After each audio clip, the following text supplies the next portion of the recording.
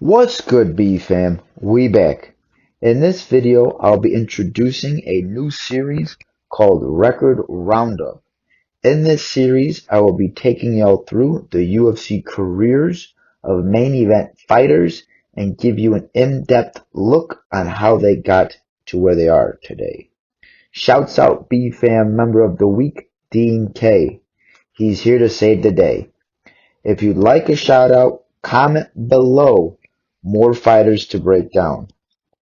And without further ado, let's introduce our first fighter, Thiago Maheta Santos, before his showdown with Magomed Ankalaev.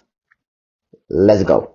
When Santos debuted in the UFC, he was coming off an impressive 8-1 record on the regional Brazilian circuit, with his only loss coming from soon-to-be UFC standout Vicente Luque.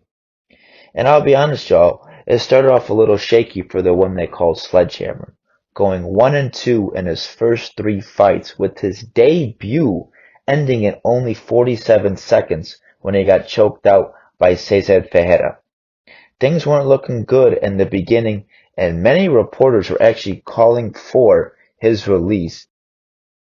Have been the nerves that had gotten to Santos, cause he went undefeated in his next 4 fights, with 3 of them ending in KO stoppages.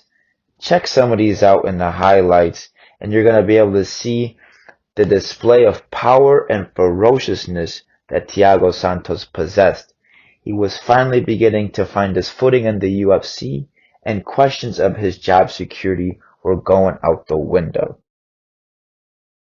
Life's all about peaks and valleys, y'all, and Santos' peak was about to end abruptly, with 2 stoppage losses in his next 2 fights.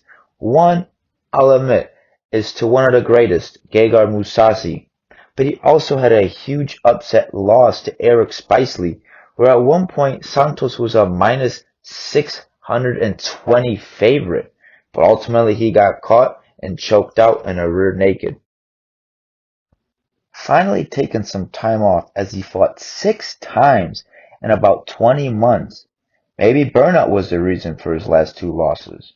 Not only was time taken before this next stretch, but also during, which proved to do wonders as Santos went 5-1 from February 2017 to October 2018 with 4 KO victories. Maheta was rolling in the UFC, and his life's work was about to pay off. Who knew taking a late replacement fight in the weight class above was going to take Santos' career to new heights, KOing Eric Anders, Jimmy Manuwa, and future light heavyweight champ Jan Blachowicz sent Santos to the top, where he main evented International Fight Week against the GOAT, John Bone Jones. Not only did he fight JBJ, but he took him to a split decision. From reporters suggesting his release after his debut, to actually beating the champ on one of the judges' scorecards, talk about trusting the process.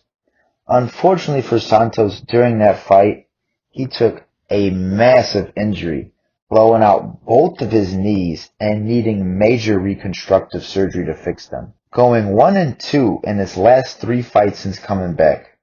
The explosion is not what it used to be, and the ferocity has dwindled away. After getting massive work done to both of his knees, I'm not really too surprised on why his fighting style has changed. But now Santos is at a crossroads in his career.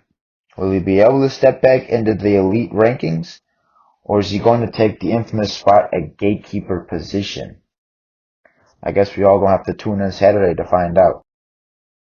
Alright, B-Fam, I hope y'all enjoyed.